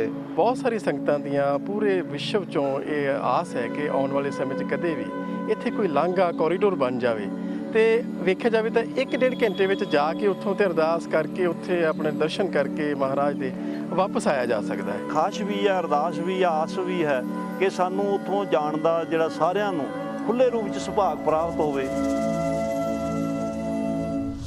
माहिरीन कहते हैं कि ये वाक़या, ये ओपनिंग गेम चेंजर भी हो सकती है इस खत्ते के हालात के हवाले से और पाकिस्तान भारत के ताल्लुकात के हवाले से। ख़ास तौर पे जो एक बहुत बड़ी सिख बरादरी है जो पाकिस्तान के सरहदी इलाक़ों में जो सिख आबादी है, उनके जज्बात पाकिस्तान के हवाले से यकीनन बेहतर होंगे और हालात में बड़ी तब्दीली आ सकती है। पाकिस्तान में भी ख़ास तौर पे इस हवाले से जब ये लाखों की तादाद में सिख यात्री पाकिस्तान आया करेंगे तो यहाँ पे तिजारत के, कारोबार के नए मौक़े पैदा होंगे, नई यहाँ पर जो है ओपनिंग्स होंगी और उस लिए भी ये एक बहुत ही इम्पॉर्टेंट डेवलपमेंट कही जा रही है। क्या तैयारियाँ हो रही हैं इस वक्त, ये पूछने के लिए हम जाएंगे करतारपुर, जहाँ पे मौजूद हैं हमारे कॉरेस्पॉन्डेंट आबिद बेग। आबिद, बताइएगा कल के लिए क्या क्या तैयारियाँ हुई हैं इस वक्त और क्या हो रहा है इस वक्त गुरुद्वारा करतारपुर के आसपास? जी, 3 माह कबल पाकिस्तान गवर्नमेंट ने करतारपुरा में कॉरिडोर बनाने का जब ऐलान किया था उस वक्त से लेके अब तक करतारपुरा में सिक्योरिटी जो है ये बढ़ा दी गई है।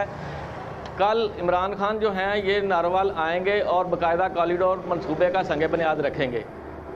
कल इस वक्त गुरुद्वारा में जो है सिक्योरिटी जो है वो फुल प्रूफ कर दी गई है। यहाँ पर सिक्योरिटी के लिए पुलिस की भारी नफरी तैनात है, सादा कपड़ों में पुलिस एहलकार तैनात हैं, सिक्योरिटी इदारे के एहलकार तैनात हैं।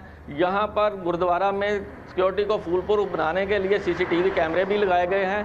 करतारपुरा को जाने वाले तमाम रास्ते जो हैं इनको बैरियर लगाकर, सार लगाकर बंद कर दिया गया है और करतारपुरा दरबार में सिर्फ उन लोगों को जाने की इजाज़त दी जा रही है जिनके पास इंतज़ामिया की तरफ से जारी करदा सिक्योरिटी पासेस मौजूद हैं।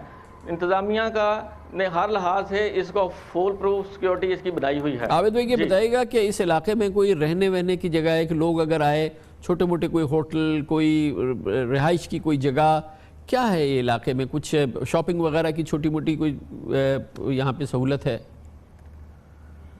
गुरुद्वारा करतारपुरा में सिख यात्रियों की रिहाइश के लिए कोई इंतज़ाम नहीं है, ना यहाँ पर कोई होटल है, ना यहाँ पर कोई फ्लैट हैं और ना ही यहाँ पर कोई रूम बनाए गए हैं जहाँ पर दुनिया भर से आने वाले सिख जो हैं वो रिहाइश पजीर हो सकें।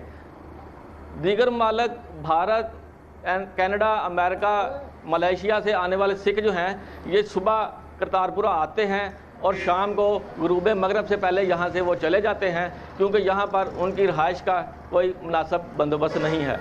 बहुत बहुत शुक्रिया आबिद बेग, हमारे साथ गुरुद्वारा करतारपुर से मौजूद थे। ये बहुत अहम सियासी और इस खत्ते के लिहाज से बहुत अहम डेवलपमेंट है। इसके सियासी मुज़बरात भी हैं और उसके खारजा पॉलिसी के मुज़बरात भी हैं।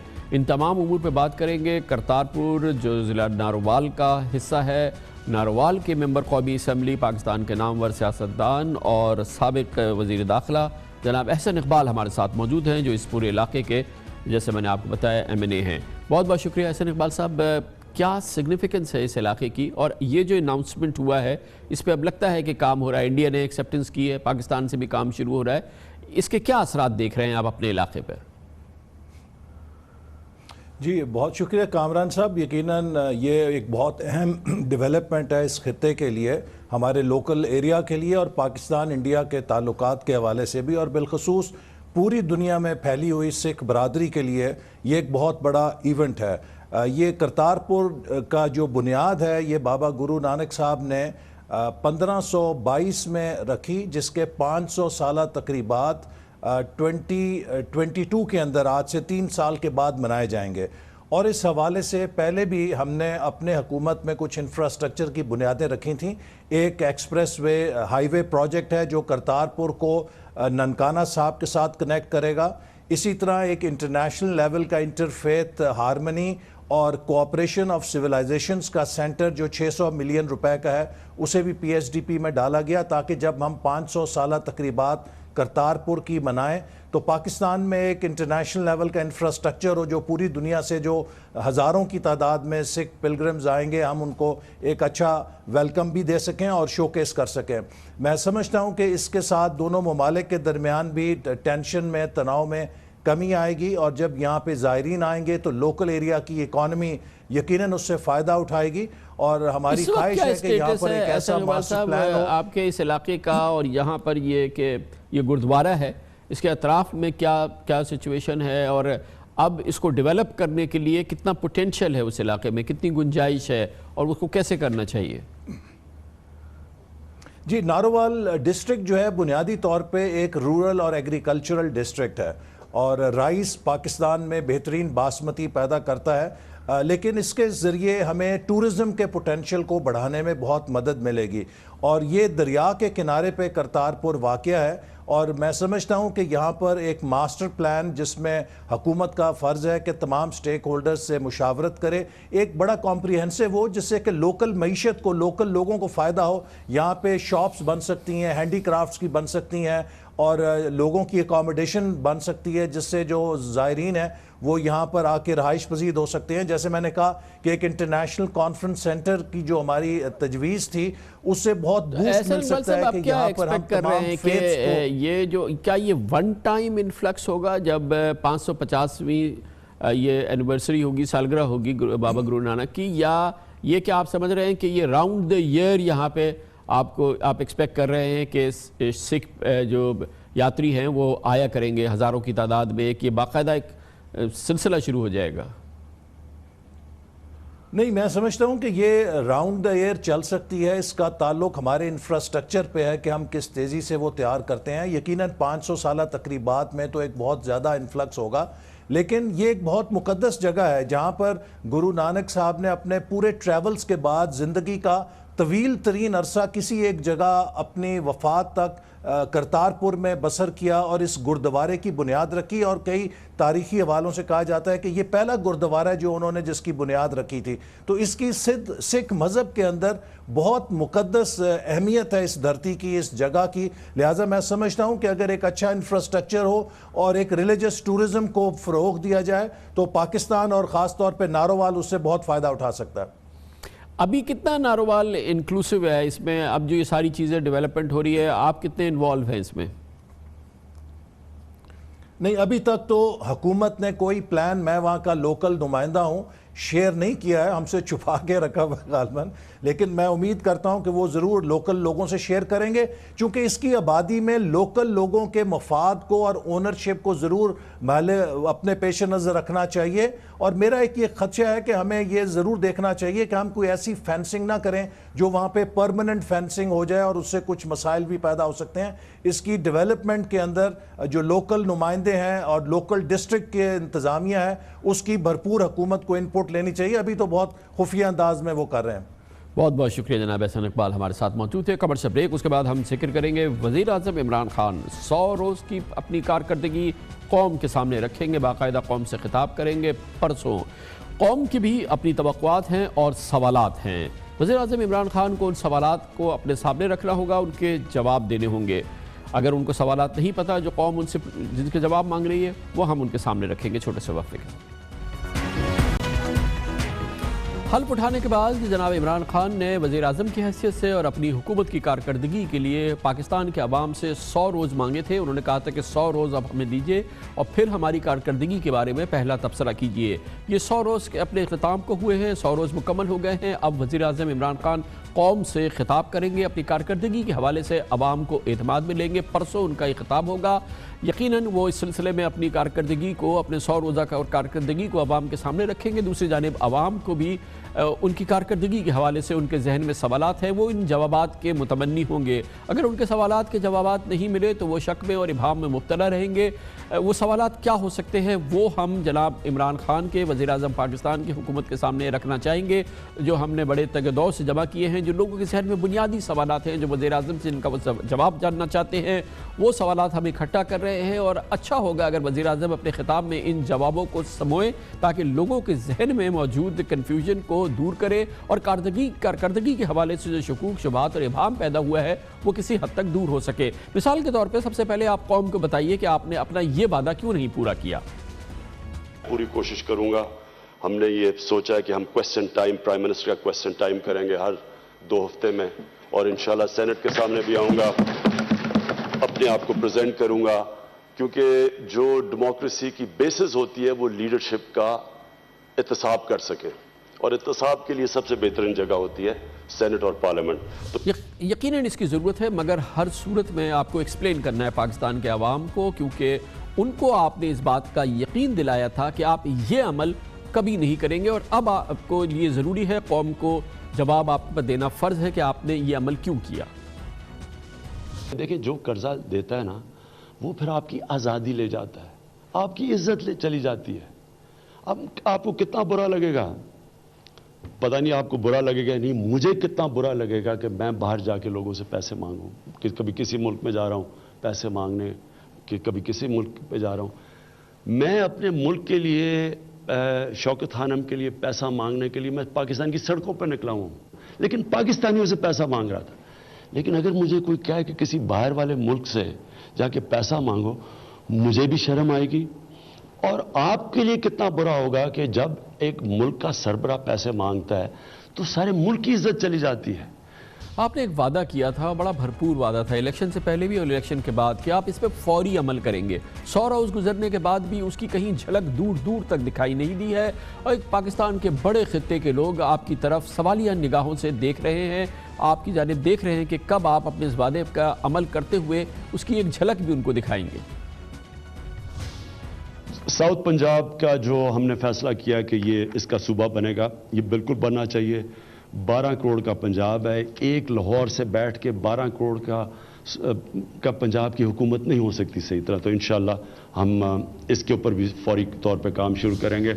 न सिर्फ ये कि इस पर फौरी तौर पर काम शुरू नहीं हुआ, बल्कि वो जमात जिसने कि अपनी शनाख्त जनूबी पंजाब सूबा महाज के नाम से बनाई थी, जो फिर आपकी हुकूमत में आपके साथ PTI के साथ शामिल हो गई थी, उसके भी जो रहनुमा हैं वो आपकी काबीना में शामिल हैं, खुसरो बख्तियार वगैरह, उन्होंने एक बार भी इसका जिक्र तक नहीं किया। आखिर वो जनूबी पंजाब, वो सूबा, वो सब कहाँ चला गया। इसके अलावा जब आप इख्तिदार में भी नहीं आए थे और इख्तिदार में आ भी गए थे, बार बार आपका कौम से वादा था और आपने कौम को यकीन दिलाया था कि उसको वो एम्पावर्ड फील करेगी, वो देखेगी कि PTI की हुकूमत में क्या फ़र्क है। इसके लिए आपने ख़ास तौर पे ये बहुत ही इम्पॉर्टेंट वादा किया था, जो कहीं भी पूरा हुआ, कुल्ली तौर पे पूरा होता हुआ बिल्कुल नज़र नहीं आया, और आपने इसकी वजह भी नहीं बताई। ज़रूरी है कि अपने कौम से खिताब में इसकी वजह बताएं।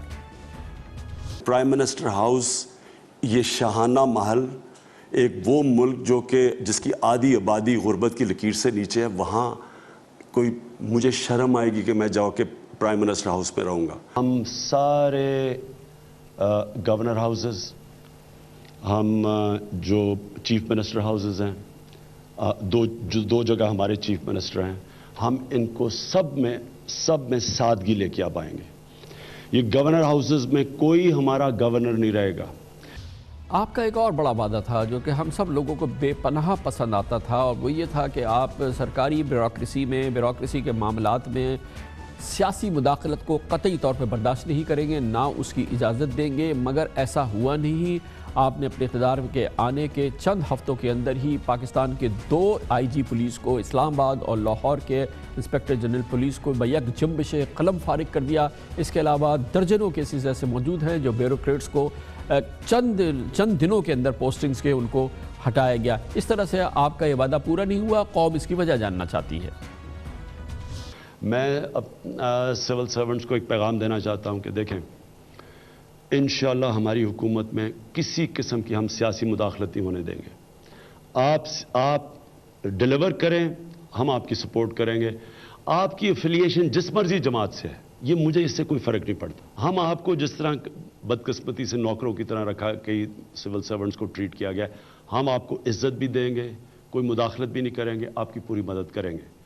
आपको इंशाल्लाह टेन्योर की भी आपकी प्रोटेक्शन भी देंगे कि ये नहीं कि हर दूसरे दिन ट्रांसफ़र, आपकी वो भी मदद। आज के ऐसा होता अब नहीं हुआ है तो चले आगे करके बताएं, लेकिन अब तक क्यों नहीं हुआ ये कौम को आपको बताना होगा। इसके अलावा आपका एक और बड़ा बहुत ही सॉलिड वादा था जिस जो लोगों में एक्साइटमेंट पैदा करता था। हम सब बड़े इस मामले में खुश थे कि आपने कौम से वादा किया और आपने ये भी कहा था कि हम फौरी करके दिखाएंगे। 100 रोज़ के अंदर उसकी भी कोई झलक हमें दूर दूर तक दिखाई नहीं दी है। ये आपको बताना पड़ेगा कौम को अपने खिताब में कि आपने ऐसा क्यों नहीं किया अब तक। 2 सूबे में जिधर हमारी हुकूमत है एक नया बल्दियाती निज़ाम लेके आएंगे, नाजिम की डायरेक्ट इलेक्शन करवाएंगे, डिस्ट्रिक्ट नाजिम को डायरेक्टली इलेक्ट करवाएंगे, उसको हम एम्पावर करेंगे, उसके ऊपर चेक्स और बैलेंसेस होंगे ताकि एक निचले तौर पे डेवलपमेंट हो। अब तक ये होता रहा है कि सारा पैसा पंजाब के अंदर और सिंध में चीफ मिनिस्टर के पास होता है। वो क्या करता है, वो जो पैसा जाना चाहिए बल्दियात में वो दे देता है डेवलपमेंट फंड्स MNA और MPA को। तो हमने बल्दियाती निज़ाम को बेहतरीन करना है। सारी दुनिया के अंदर जो मुल्क आगे हैं उनका बेहतरीन बल्दियाती निज़ाम है। लेकिन वज़ीर आज़म साहब इसकी इब्तिदा तो होनी चाहिए थी। कहीं तो हमें नज़र आता कि इस सिलसिले में कोई ठोस पेशरफ्त हो गई है। पंजाब में जहाँ पर आपकी हुकूमत है वहाँ पर दूर दूर तक इसके असरात नज़र नहीं आ रहे और इसके अलावा भी कहीं और पे भी इस सिलसिले में कोई ठोस पेशरफ्त नज़र नहीं आ रही है। आपको बताना होगा कि 100 रोज़ में इस सिलसिले में कोई पेशरफ्त क्यों नहीं हो सकी। इसके अलावा आपका एक और बड़ा दिलचस्प वादा था, यकीनन एक बोल्ड स्टेप था जो आपने लिया था और ये वादा आपने किया था जिसकी वजह से दसियों हज़ारों लोग उनकी ज़िंदगियों में बेहतरी के आसार नुमाया हुए थे और हर लिहाज से एक रैशनल और लॉजिकल वादा था जो आपने किया था, मगर अचानक उसमें खामोशी हो गई। ना आपने उसको दोबारा कभी दोहराया, ना ही आपने उसकी वजह बयान की कि इस पर अमल दरामद क्यों नहीं हो रहा। हमने सबसे पहले काम करना है कि ये जो बेचारे बांग्लादेश से पता नहीं 40 साल से यहाँ लोग हैं, उनके बच्चे भी बड़े हैं और उनके पास पासपोर्ट नहीं, इंशाल्लाह उनको भी हम पासपोर्ट दिलवाएंगे और ID कार्ड दिलवाएंगे। और वो अफगान जिनके बच्चे यहाँ बड़े हुए हैं, जो पाकिस्तान में पैदा हुए हैं, उनको भी इंशाल्लाह दिलवाएंगे। इसके अलावा आपने ये भी कहा था कि आनन फानन ऑफिसर्स का ट्रांसफ़र नहीं हुआ करेगा, ब्यूरोक्रेसी को हर वक्त उखाड़ पिछाड़ का शिकार नहीं होना पड़ेगा। अनगिनत केसेस ऐसे हैं कि अपॉइंटमेंट्स हुई है, पोस्टिंग्स हुई हैं लोगों की और आपकी हुकूमत के लोगों ने उनको आनन फानन तब्दील कर दिया है। पंजाब भरा पड़ा है इस किस्म के केसेस से। खुद वफाक में इस किस्म के मामलात हैं जो आपके सामने आए हैं जिसके कि बाकायदा हुकूमत को जिसकी वजह से सुबकी का सामना भी करना पड़ा है। आखिर क्यों आपने ऐसा किया और इस सिलसिले में आपका वादा अब तक क्यों पूरा नहीं हुआ? जल्दी जल्दी जो पोस्टिंग ट्रांसफर होती है ये तो सबसे बड़ा डिसरप्टिव है गवर्नेंस के लिए। कोई भी इंस्टीट्यूशन मेरिट के ऊपर चलती है वो खुद ही ऊपर आ जाती है। आप जब मेरिट बेस्ड अपॉइंटमेंट्स करते हैं ऊपर चली जाती है। तो इसी तरह मैं इंशाल्लाह मैं आपको अश्योर कर रहा हूं कि हम अपनी ब्यूरोक्रेसी को पूरा प्रोटेक्ट करेंगे। अनगिनत वादे थे आपके कराची के हवाले से, वो शहर जिसने भरपूर तौर पे आपकी हिमायत की, आपको वज़ीर आज़म की हैसियत से यहाँ पे आप कौमी असम्बली के मेंबर बने, सदर आरिफ अलवी यहाँ से कौमी असम्बली के मेंबर बने, आपकी काबीना के कई दूसरे लोग कराची से मेंबर बने, कराची शहर बना PTI का, कराची ने अपना मैंडेट PTI को दिया। आपने भी जी भर के कराची से वादे किए थे मगर वो वादे पूरे नहीं हो रहे और कराची वाले काफ़ी अनरेस्ट है, उनमें काफ़ी वो बरहम है कि आखिर ऐसा क्यों नहीं हुआ। आपने बड़े स्पेसिफिक वादे किए थे वज़ीर आज़म साहब। आपने कहा था कि कराची में सफाई के लिए 2 माह की मोहलत गुजर गई है, वफाक कब तक अपना प्लान पेश करेगी और वफाक ने अगर एक्शन नहीं लिया तो हम अपनी तरफ से एक्शन लेंगे। कराची की तो आप खबर ही नहीं ले रहे और कराची में 100 रोज़ के दौरान कहीं पे भी हमें एक चीज़ पे भी कोई आपकी जानिब से कोई ठोस डेवलपमेंट नज़र नहीं आई है। 2 महीने और हम देंगे इसके ऊपर। हम ये जो वेस्ट डिस्पोजल और ये जो सारी गंदगी है, क्योंकि यह है प्रोविंस की जिम्मेदारी, अगर 2 महीने के अंदर काम ना हुआ तो इंशाल्लाह फेडरल गवर्नमेंट प्रोविंशियल गवर्नमेंट के साथ पूरा जोर लगाएगी कि हम इन्वॉल्व होंगे इसमें कि कराची का जो उनकी इस वक्त जिम्मेदारी है, हम ये वेस्ट डिस्पोजल का पूरा एक कॉम्प्रिहेंसिव प्लान बनाएं। कराची भरपूर तरीके से बहुत दिलचस्पी से आपकी तकरीर सुनेगा, आपके वादों की तकमील ना होने की वजूहात जानने की कोशिश करेगा। आप पर लाजिम है कि आप कराची वालों को बताएं कि आप कराची का जो कर्ज़ आप पर है वो अब तक आप क्यों नहीं अदा कर सके हैं। आपने बड़े स्पेसिफिक वादे किए थे कराची के हवाले से। कराची का सबसे बड़ा देरीना मसला जो है, यहाँ पे पब्लिक ट्रांसपोर्ट नाम की कोई चीज़ नहीं है। 11वां साल है पाकिस्तान पीपल्स पार्टी की हुकूमत में, 11 साल में उसने कराची को 11 बसें भी नहीं दी हैं। ये वाहिद शहर है दुनिया का इस साइज़ का जिसके पास पब्लिक ट्रांसपोर्ट नाम की कोई चीज़ नहीं है। कराची वालों ने इस आसरे पर, आपके इस वादे पर आपको वोट दिया था कि आप अपने वादे पर की तकमील करेंगे। आपने बड़ा भरपूर और पुरजोर अंदाज में वादा किया था। 100 रोज़ में आपने पलट के इस वादे की तरफ नहीं देखा। अब आपको कराची को इसका जवाब देना होगा अपनी तकरीर में। कराची पाकिस्तान का फाइनेंशियल कैपिटल है। अगर कराची के हालात अच्छे नहीं होंगे, पाकिस्तान के माशी हालात अच्छे नहीं होंगे। तो कराची के लिए ट्रांसपोर्ट हमने करनी है और वो इंशाल्लाह हम सिंध हुकूमत के साथ पूरी मदद करेंगे। कब करेंगे, कहाँ करेंगे, कब की, कहाँ करी, इस किस्म की कोई चीज़ हमें नज़र नहीं आई। 100 रोज़ का एक एक रोज़ हमने गिन के गुजारा है। इस दौरान हमें इस सिलसिले में कोई पेशरफ नज़र नहीं आई है। आपकी हुकूमत के वादे सिर्फ कराची के हवाले से नहीं थे, जाहिर है कि बड़े वसी वादे थे जिसके जवाबात जो पूरे नहीं हुए और उसके जवाबात, और ये वो वादे हैं जो आपके 100 रोज़ के हवाले से थे। इसमें हम कोई बड़े आपके मंशूर की बात नहीं कर रहे, हम उन वादों की बात कर रहे हैं जो आप, जिसके लिए अपने आप को आपने 100 रोज़ के अंदर रिस्ट्रिक्ट किया था।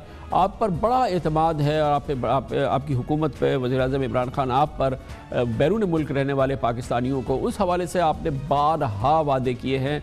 आपने कहा कि उनके लिए, उनकी लाइफ को ईजी बनाने के लिए, उनको सहूलतें देने के लिए इक़दाम किए जाएंगे। ये सारी चीज़ें आपके अहकामात के तहत हो सकती थी, मगर उसके भी असरात हमें कोई भरपूर अंदाज में नज़र आए। स्पेसिफिक बात की थी कि बैरून मुल्क पाकिस्तानियों के लिए स्पेशल बॉन्ड्स जारी किए जाएंगे। बाकायदा इसका ऐलान आपने भी किया है, आपके वज़ीर ख़जाना ने भी किया है। आपको बताना होगा कि आखिर ये स्पेशल बॉन्ड्स, ये जो पाकिस्तानियों के लिए यहाँ पैसे भेजने की जो स्पेसिफिक प्रोडक्ट्स आप लाना चाहते थे, वो कहाँ खो गई? ओवरसीज पाकिस्तानी में खास तौर पे तो इसके ऊपर भी कुछ 2 या 3 तो हमने फैसले मोरलेस कर लिए हैं। डायस्पोरा बॉन्ड और सुकूक इशू करने का इन प्रिंसिपल फैसला हो गया है। इसी तरीके से एक पिछली हुकूमत ने एक काम शुरू किया था CDNS के थ्रू ओवरसीज पाकिस्तानी सर्टिफिकेट्स का, तो उसका भी रिव्यू मैंने पहले इनिशियल कर लिया था। हम उसको कैरी थ्रू करना चाहते हैं। हमारे ख्याल में वो एक अच्छा इनिशिएटिव था और उस इनिशिएटिव को भी हम करना चाहते हैं। वो मीटिंग जो दोपहर को 4:30 बजे होनी थी, उसके नताइज आज तक सामने नहीं आए हैं और यकीनन जो बैरून मुल्क पाकिस्तानी बैठे हुए हैं वो आपके इन 100 रोज़ की कारकर्दगी के उन स्पेसिफिक नुकात के बारे में आपका जवाब जानना चाहते हैं जो आपने उनसे किया था कि इन 100 दिनों में उसके असरात नज़र आएंगे, और वो नज़र नहीं आए। इसके अलावा आपकी सादगी की बड़ी लोगों में पजीराई हुई थी, आपके सादगी के वादों की बड़ी पजीराई हुई थी, प्रोटोकॉल के ख़िलाफ़ जो आपकी एक मुहिम रही है उसकी बड़ी पजीराई हुई थी। बारहा आपकी जानिब से, आपके लोगों की जानिब से ये कहा गया था कि आप खुसूसी आलीशान तैयारों में सफ़र नहीं किया करेंगे, आप शेड्यूल्ड फ़्लाइट्स पे जाया करेंगे, आप ज़ाती तैयारों पर या सरकारी जो तैयारे ख़ास तौर पे इन मखसूस सफ़र के लिए रखे जाते हैं उन पर नहीं जाया करेंगे, कि आम पाकिस्तानी की तरह से आम पाकिस्तानी PIA पे आप सफ़र किया करेंगे। मगर इन 6 दौरों के दौरान आपने एक बार भी ऐसा नहीं किया। आखिर ऐसा क्यों नहीं किया? आप कौम से खिताब में अगर इसका जवाब देंगे तो बहुत अच्छा होगा। वज़ीर-ए-आज़म साहब ने आइंदा फ़ैसला किया है कि वो अपना जहाज़ इस्तेमाल नहीं करेंगे। ना सिर्फ ये कि वो जहाज़ इस्तेमाल नहीं किया जाएगा, बल्कि वज़ीर-ए-आज़म साहब ने अपना जो उनका प्रेरोगेटिव था फर्स्ट क्लास में सफ़र करने का, वो भी ख़त्म कर दिया है और अब वज़ीर-ए-आज़म जो हैं वो क्लब क्लास में सफ़र करने के मजाज होंगे। इस यकीन दहानी, इस वादे के बरक्स वज़ीर-ए-आज़म साहब आपने हर दौरा खुसूसी तैयारे में किया, आपने एक दौरा भी PIA पे नहीं किया, आपने एक दौरा भी शेड्यूल्ड फ़्लाइट्स पे नहीं किया है, ना अंदरून मुल्क ना बैरून मुल्क। यकीनन कौम को इस हवाले से उसकी हौसला शिकनी हुई है और उसको वो जो तवक्कुआत थी वो पूरी नहीं हुई हैं। ये सुलगती उम्मीदें थी, ये सुलगते अरमान हैं जो कि पूरे नहीं हो रहे हैं। और यकीनन अभी 100 दिन हुए हैं, लेकिन ये वो 100 दिन है जिसकी क़ैद आपने खुद लगाई थी कि आपकी इब्तदाई जो कारकर्दगी है उसका जायज़ा के लिए 100 दिन आपको ज़रूर दिए जाएँ। इन 100 दिनों के हवाले से अब आप कौम से खिताब करेंगे, अपनी यकीनन कारकर्दगी अपने सामने रखेंगे, जो उसके ठोस बेहतर इक़दाम है। कल के प्रोग्राम में हमने शेयर भी किए थे, लेकिन ये वो सवालात हैं जिनके जवाबात कौम जानना चाहती है। आप पे मुनहसर है, आप इनके जवाब देना चाहें ना देना चाहें, मगर बहरहाल ये तमाम के तमाम आपकी ज़बान में आपके वादे थे जो हमने आपके सामने रखे, जिसके बिल्कुल वो वाले वादे हैं जिसमें रत्ती बराबर भी डेवलपमेंट नहीं हुई है और इसके जवाब बहरहाल देना आप पर लाजिम है। इसके साथ ही हमारे आज के प्रोग्राम का अख्ताम होता है। कल आपसे फिर मुलाकात होगी इंशाअल्लाह। कल तक के लिए कामरान खान को इजाज़त। अल्लाह हाफ़िज़ व नासिर।